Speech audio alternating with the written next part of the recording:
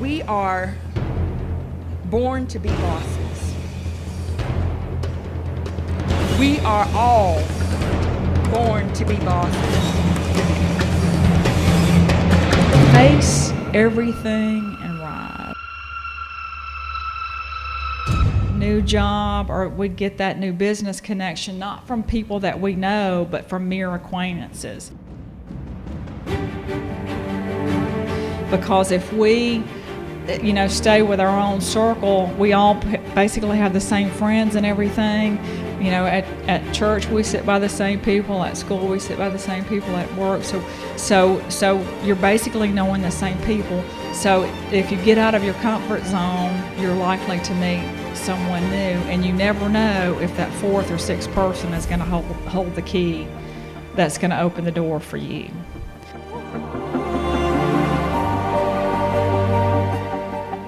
I never thought that I was going to be a boss. But when I tell you that when you're in the right place at the right time and you say a prayer to your Heavenly Father, He's going to answer you. It's good to be around positive people. It's good to talk positive about yourself. Seeing yourself in the mirror, whether it's saying you're going to do good today, you're going to be a boss today, you're going to do it. You set goals, write it on notes, you're going to do it.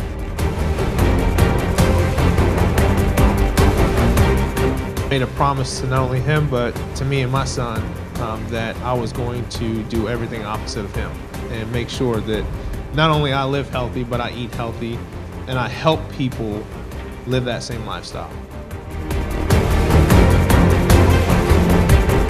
I actually resigned from the police department, and I do this full time now because I am following my vision. Something my dad told me when I was little always stuck with me. It said, because I always asked him, I said, "Pop, what's fate? What's fate?" And he said, "Well, let me explain it to you like this, son." He said, you never know whenever you drive at nighttime and it's dark, you go down dark roads and all you have is the headlights. And the headlights don't show you your destination and where you're going, but it allows you to get there. It gives you enough light to allow you to get down that path to get there. That's what faith is. I want you to repeat after me. It's not how you went in, it's how you're coming out.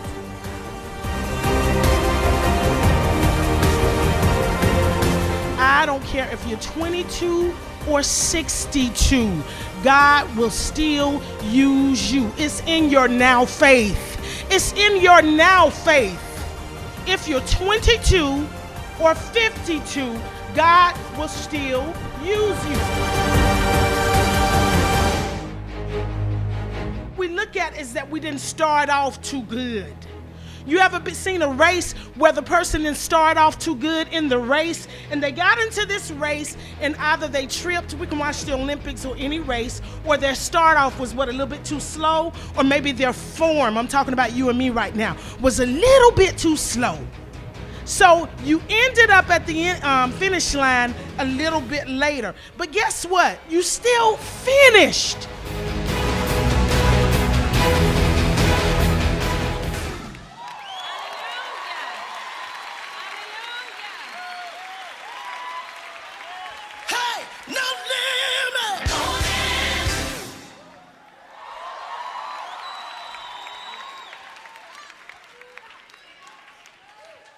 No limits, no boundaries,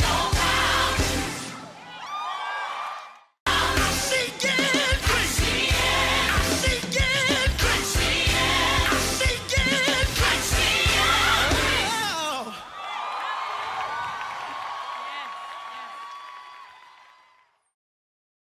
In high school, I began to get bullied.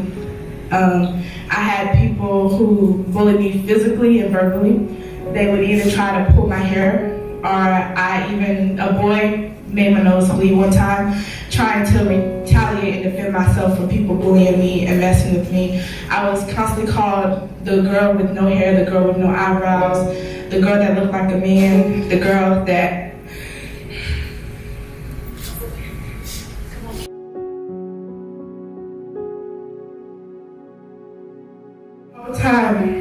throughout school, I worried about fitting in with people and, trying to make friends, trying not to be the outcast of everybody.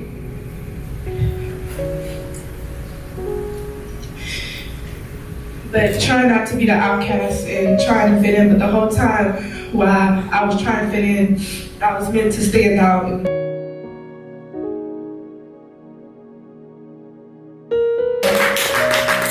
As I began to just sit back and was like, okay, I don't need friends. I just have my family. I have people who support me within my church. I have people, my cousins, my family.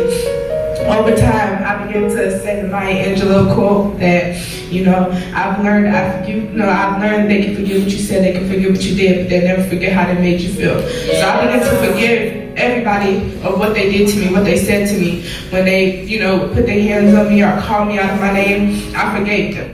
My heart is not like that. I'm going to try to help anybody that's going through the same thing as me. So now when I came out with my alopecia, people would want me to, speak different places, tell what I've been through, how I was bullied, how I overcame it, and everything, how I embraced myself. So now I went to the Black Music Awards in Nashville, Tennessee. I got the chance to take pictures and interview and different things. And while I was there, I got more places to go and interview at. I got invited to Nashville, Tennessee when they opened the African American Museum as an all-exclusive, all three of us, because she's my MUA.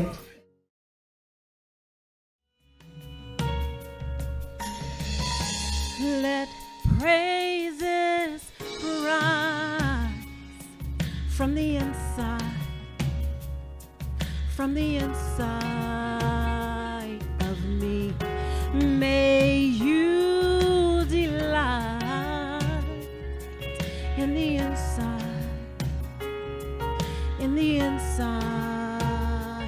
of me. Come fill my life from the inside, in the inside of me. 'Cause all I want is for you to be glorified, for you to be lifted high. Praises rise. From the person who's speaking, from the person who's dancing, to the person sitting in the seat. You guys have no idea what we put up with from the enemy to get up here and do God's work. You have no idea what we go through.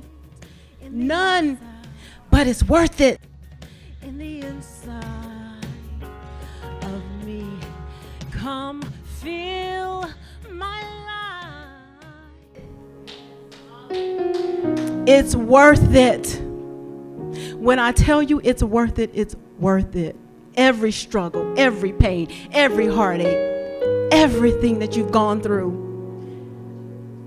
Pastor Trina said when you came in here, you're going to leave differently. You're going to leave differently.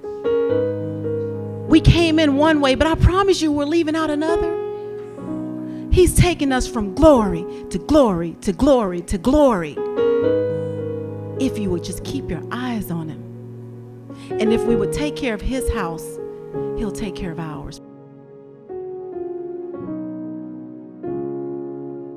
Back in April 18th to be exact, I remember the meeting I was sitting in with my HR department and my manager. I was the general manager of a store in Mobile.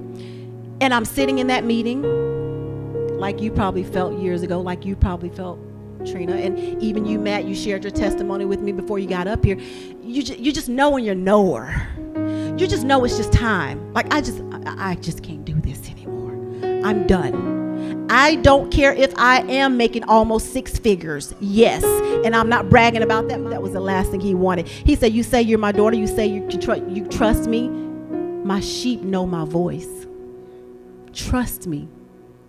Trust me with your finances. trust me, I had that place in my heart. You can understand, Julie, it consumes you. The technology industry, the cellular industry consumes you. You're always glued to your phone. You're always on the computer. You're distracted in every way. You're in this meeting. You're on this conference call. This person's calling you. You got 15 people on your sales team. You got 9 general managers as your peers. You've got your district manager, your vice president, your regional. You're dealing with all these people. Your emails, you're pulled in every direction but God's direction. I was tired. I'm like, Lord, if I'm going to walk this walk, I've been walking with you for a mighty long time. I'm not saying I'm perfect. My family's here. They can tell you I ain't perfect. But I knew it was time. I knew. And when I tell you he's faithful, he's been better to me since I left. Some of you have teased me. I have been so many places, guys, and I couldn't do that. It started from, and I'm saying this not to brag. I'm saying this to show you how awesome God is.